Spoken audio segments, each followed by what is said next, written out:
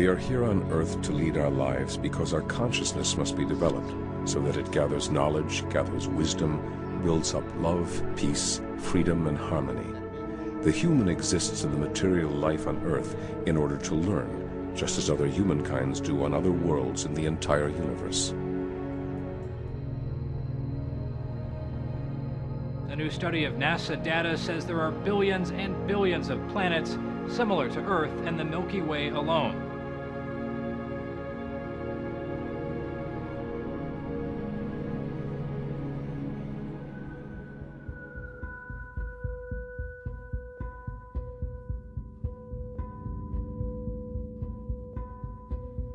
I'm absolutely sure that we are not alone in this universe. A group calling itself the Disclosure Project is in Washington this week, calling on Congress to hold public hearings on UFOs. Is there really life on other planets? What do members plan to do with their information? They hope Congress and President Bush take notice. Before a crowd of believers and skeptics, with cameras rolling, members of a group calling itself the Disclosure Project stood up one by one to tell personal experiences involving what they say are UFOs. A group gathering here in Washington to talk about their UFO sightings, but this apparently is no crackpot convention. Former high-level government and military officials are among those sharing what they've seen in the skies.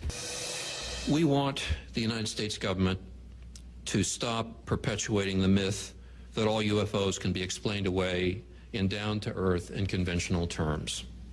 Instead, our country needs to reopen its official investigation that it shut down in 1969. We had ground visual, ground radar, airborne visual, and airborne radar confirmation of some of these sightings.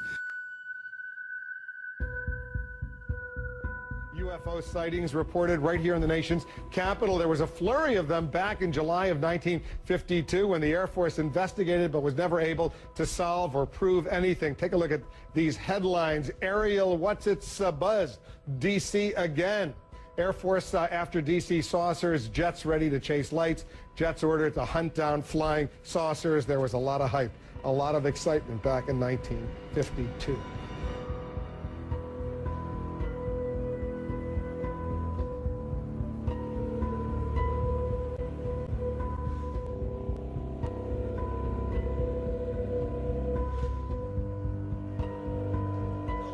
People have been talking recently about some very strange lights in the sky that were caught on videotape. And see for yourself. This is the footage that's getting thousands of hits every day on YouTube. The person who claims to have shot the footage says it shows a triangle-shaped object moving at incredible speed in the skies over Dublin. Leslie Kane, she's also the Director of Investigations for the Coalition for the Freedom of Information. Leslie, thanks so much for joining us. I want to ask you first, what are you trying to achieve with this book here? Well, Alana, thanks for having me on. It's great to be with you. The main thing I'm trying to do is establish credibility for this subject, which is so misunderstood by the general public and by the culture at large. And the point is that I am bringing forward extremely high-level officials from around the world that have documented, as you said earlier, official events, officially documented events, where these physical objects are present. They show up on radar. They leave marks on the ground. There is a physical phenomenon in the sky.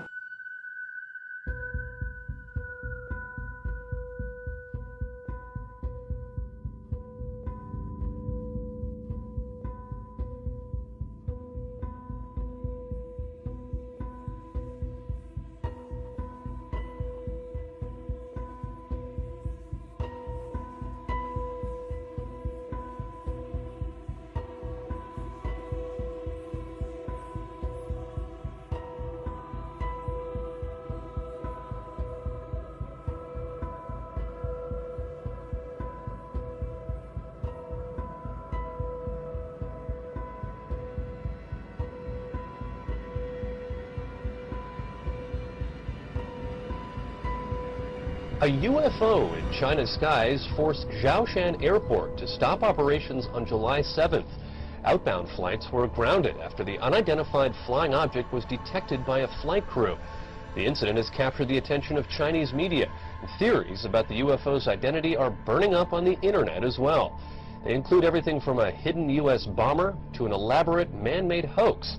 For now, the UFO continues to be a mystery. We probably won't be seeing aliens en masse anytime soon, but the Vatican's chief astronomer does say that there could exist other forms of life outside Earth. And he says if they do exist, they are God's creatures. 8, 9, 10, 11, contando toda la cola. Ay.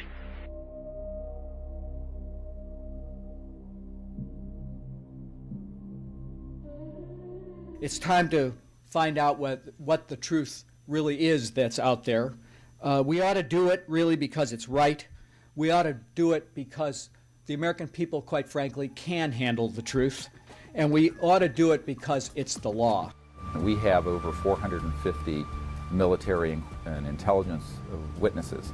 They range from generals and brigadier generals to air traffic controllers and strategic air command personnel in the Air Force to civilian people in the FAA, the Federal Aviation Administration, to astronauts and cosmonauts.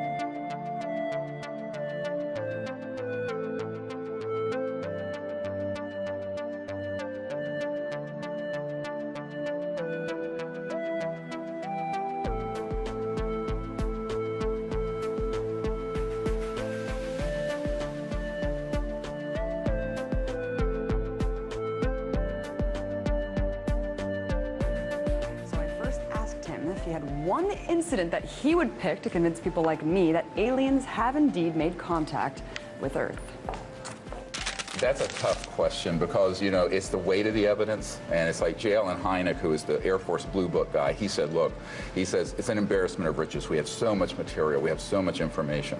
But if you take for one case that we have in the Disclosure Project, and that's a man who was the senior guy at the FAA, and they were tracking this object over Alaska, and it was at one point in the sky, and in one sweep of the radar, it would be 40, 50 miles away, moving completely non-linearly, not like an airplane.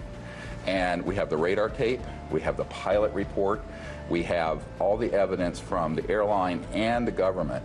And this whistleblower who came forward, John Callahan, he said, I'm one of the senior officials in the government that not only have the evidence, but was part of a cover-up to keep the American people ignorant about it.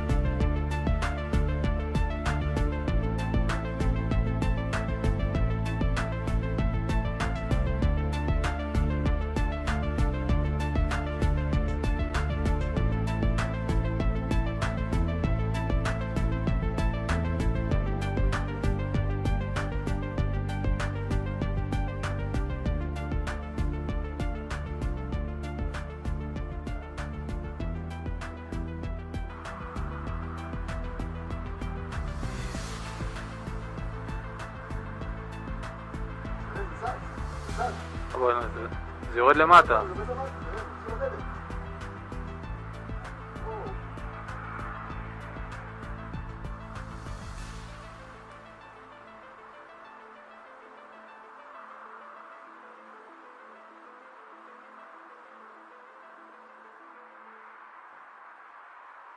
Whoa!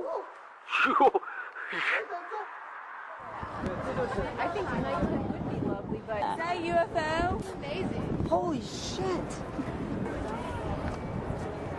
Oh, is that cool? You can almost hardly look at it.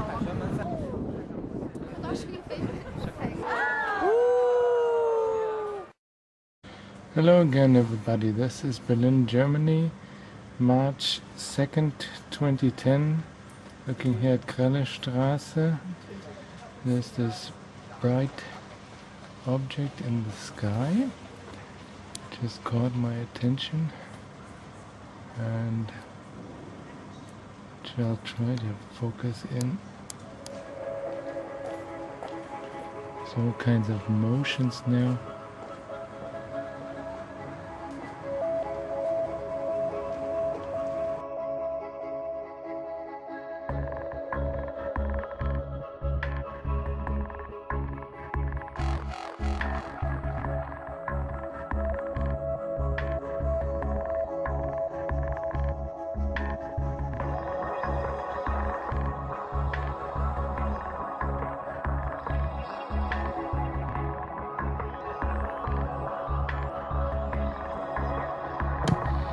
If you'd been here 10 years ago and standing out here and looking up there at the lights and the view, you would have been astounded. You would have been amazed. Governor Simonton is referring to what is now known as the Phoenix Lights, an object videotaped by many and seen by thousands over several nights in the Arizona sky in 1997. Major sighting here. It was described by witnesses as larger than a football field and silent. And I suspect that unless the Defense Department proves us otherwise, that it was probably some form of an alien spacecraft.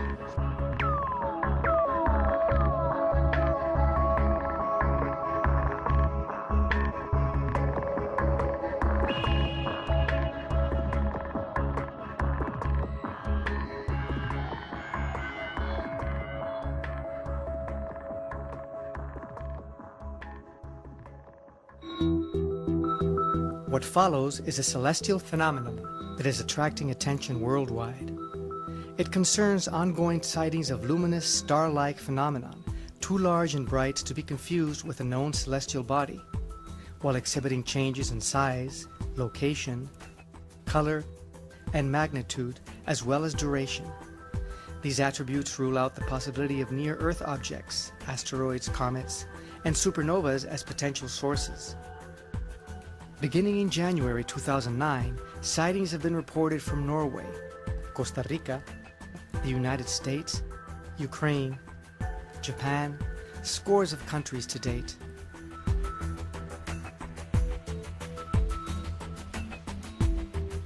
There are many newspaper and TV reports. É de volta noites de domingo e objeto voador não identificado chamou a atenção de moradores do conjunto universitário. Cuando hay una luz muy grande, muy resplandeciente, que no es normal verla en el cielo. Norwegian authorities are investigating strange lights seen in the Arctic sky. The spiralling white light was seen for several minutes Wednesday morning. Locals say the light appeared to be bigger than the moon. Thousands of Norwegians bombarded the Meteorological Institute to ask what that light could have possibly been. Some feared it could have been a meteor, others a black hole, and there are even those that thought it could be aliens. A strange spiralling white light was spotted in the early morning sky over Sydney, with even sceptical witnesses wondering if it was a UFO.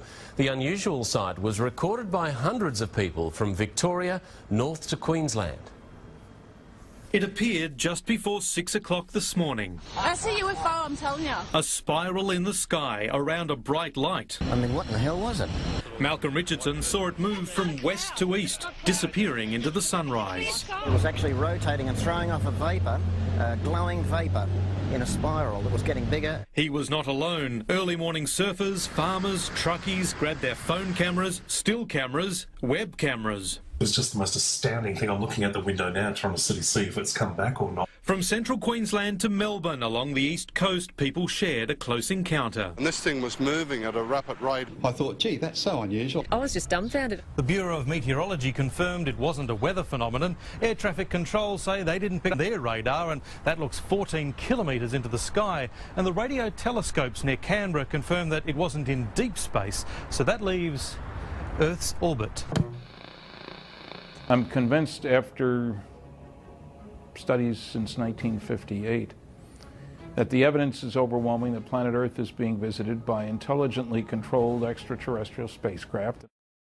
Even though there's clearly no evidence, I want to emphasize this, that these extraterrestrials now, it's clear to me that what's going on is that they're very concerned that at the time that humanity reached the ability to go into space, early space exploration, 50s, we also had already developed weapons of mass destruction and thermonuclear and hydrogen bombs and stuff. And that the coincidence of that, the coming together of those two things, put a big red flag over Earth. And so if you look at the databases from the 50s, 60s, 70s on forward, not only in the United States, but in Great Britain, in the Soviet Union, in China, that wherever we had space, aerospace, and nuclear facilities, there were a lot of these so-called UFOs being seen.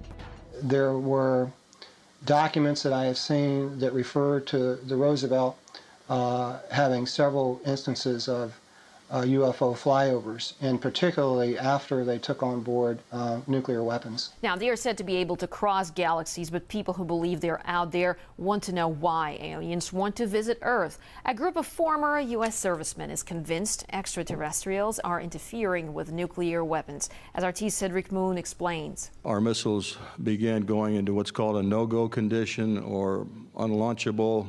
Essentially, they were disabled. Detailed in this report, full of court-sanctioned sworn affidavits. The witnesses have described these craft as disc-shaped or cylindrical-shaped or spherical. These are men who might know what may have gone on. They're former Air Force missile launch officers, missile base officers, who say UFO spaceships, flying saucers, make nuclear weapon systems go haywire.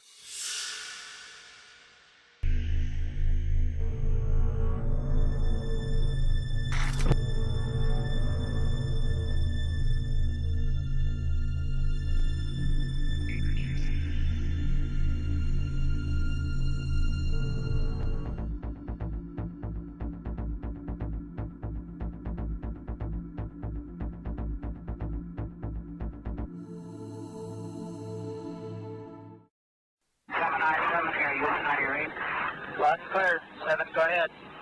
I'll go to you at 10 o'clock high. This is Houston. Say again, 7.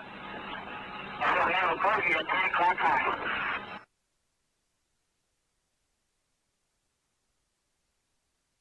An object which is at the same place all the time and appears to be tumbling. Well, we've had it ever since yesterday. It just seems to be tagging along with us.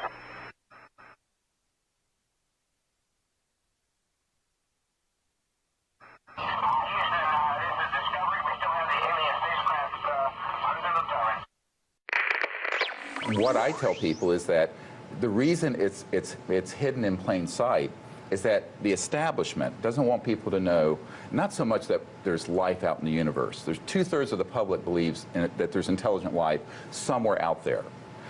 Over half believe we've been visited, all right? And this is consistent in polls.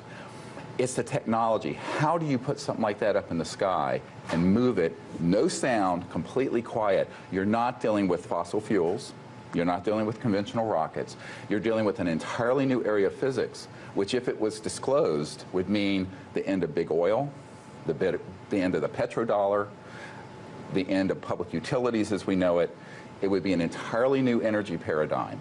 And so the macroeconomic power behind the secrecy is what no one's been looking at. And this is what the Minister of Defense of Canada and I did a press conference on a few years ago, Paul Hellyer, and I did a press conference about this, that it's the energy and technology part of this story that has led to the extreme secrecy and also the extreme ridicule.